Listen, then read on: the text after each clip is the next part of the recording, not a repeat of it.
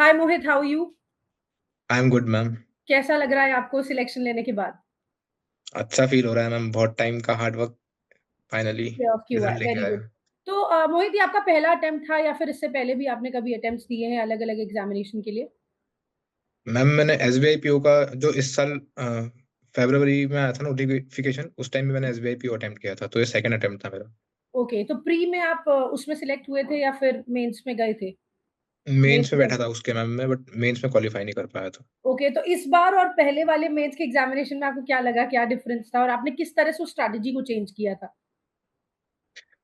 अ, ma'am वैसे last time मैं ना सही से पढ़ नहीं पाया था मेंस का, क्योंकि उस टाइम में मैं जॉब स्टार्ट कर दिया था। तो अच्छा। मैम उस टाइम में करंट अफेयर्स बिल्कुल प्रिपेयर नहीं कर पाया था, तो इसलिए लास्ट टाइम मेरा हो नहीं पाया था। ओके। और लास्ट टाइम का मुझे लेवल ध्यान रहा कैसा था एसबीआई पीओ का, तो उस टाइप से मैंने प्रिपेयर किया फिर नेक्स्ट अटेम्प्ट के लिए। Very good. मोहित, कुछ ऐसा है जो आप अपने स्टूडेंट्स के साथ, मतलब अपने फेलो स्टूडेंट्स के साथ शेयर करना चाहते हो कि इस चीज पे ज्यादा फोकस करोगे तो आपका कभी भी सिलेक्शन रुक नहीं सकता? Yes ma'am. Ma'am mostly students गलती ये करते हैं कि बार बार मैम वो कंसेप्ट ही पढ़ते रहते हैं। जैसे एक बार उन्होंने पूरा वीडियो सीरीज देख ली किसी भी टीचर की, फॉलो कर हम्म। ली किसी भी सब्जेक्ट के लिए। इफ वो नेक्स्ट टाइम मॉक अटेम्प्ट करते हैं उसके बाद में, तो उनको की प्रॉब्लम आती है तो फिर से लेक्चर देखने लग जाते हैं वो। तो वो हम्म। प्रैक्टिस पे कम फोकस करते हैं मोस्टली स्टूडेंट्स। हम्म। तो मैं ये बोलना चाहूंगा कि कभी आपने एक बार सारे कंसेप्ट पढ़ रखे हैं और उसके बाद आप टेस्ट अटेम्प्ट करेंगे ना, और उसके बाद उसको एनालाइज करेंगे, तो ही आपका फायदा होगा। बार बार लेक्चर देखने से कोई मतलब रहेगा नहीं, प्रैक्टिस भी कम हो पाएगी। ओके। ओके। तो मोहित, एक मेरे दिमाग में भी डाउट रहता है और एक पता है ये स्टूडेंट्स के साथ प्रॉब्लम भी है कि मॉक्स में क्या हमें एक्यूरेसी पे ध्यान देना चाहिए या फिर हम ज्यादा ज्यादा क्वेश्चंस अटेम्प्ट करें, इस पे ध्यान देना चाहिए? एक्यूरेसी पर ही ध्यान देना चाहिए, क्योंकि अपन एक्यूरेसी पे ध्यान देंगे तो मॉक देते देते अपनी थोड़े टाइम में स्पीड अपने आप बढ़ी जाएगी। हम्म। तो अपन ज्यादा क्वेश्चन अटेम्प्ट कर ही पाएंगे। But hmm. एक्यूरेसी अच्छी रहेगी तो ज्यादा चांसेस रहेंगे अपने क्लियर करने के उस पेपर को। ओके। सो मोहित, एनीथिंग, आप पहले सबसे पहले मेरे को ये बताओ कि आपके पास जब ये न्यूज आई थी कि आपका सिलेक्शन हो गया है, तो आपने सबसे पहले किसको बताया था? सबसे पहले तो मैम मैंने अपनी मासी को कॉल किया था, ओके। जो मुझे पूरी जर्नी में सपोर्ट करी है हमेशा। ओके। और लास्ट टाइम फेलियर थे मेरे, उसके बाद भी उन्होंने हमेशा मुझे पुश किया कि तू कर सकता है।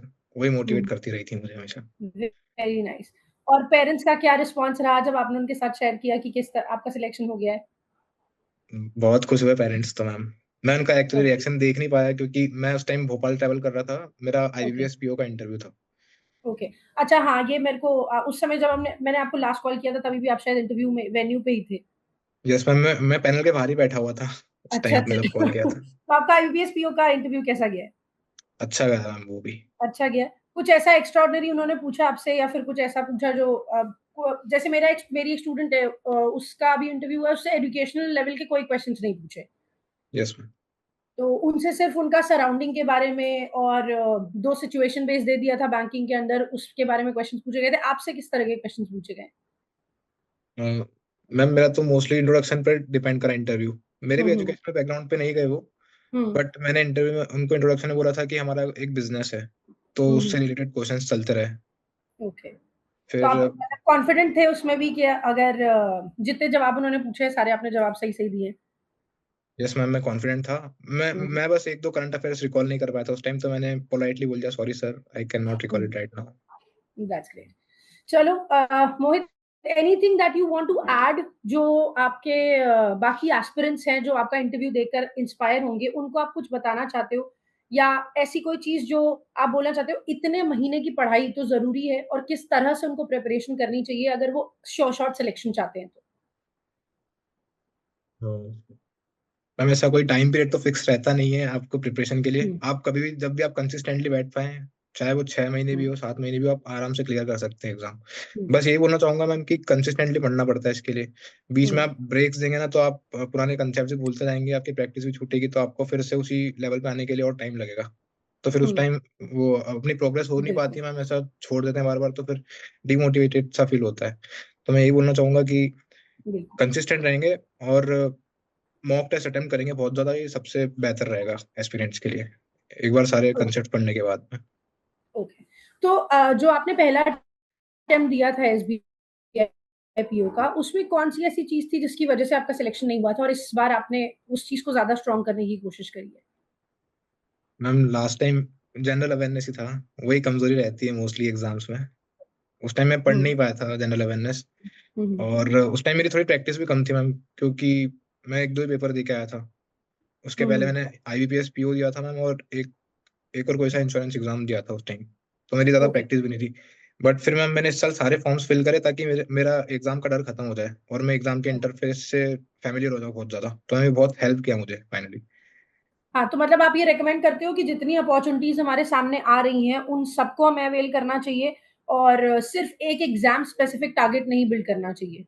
Yes ma'am, definitely. एक एग्जाम हुँ, स्पेसिफिक टारगेट तो करना ही नहीं चाहिए, क्योंकि फिर अपन डायरेक्टली उसी एग्जाम को देने जाते हैं तो अपन यूज़ टू पैनिक भी नहीं हो करते हैं उस पाते। टाइम कि मैंने इसी एग्जाम के लिए प्रिपेयर किया है।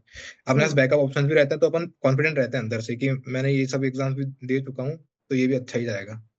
उन सबको देते देते कॉन्फिडेंस बिल्ड हो जाता है थोड़ा सा। Okay, that's great.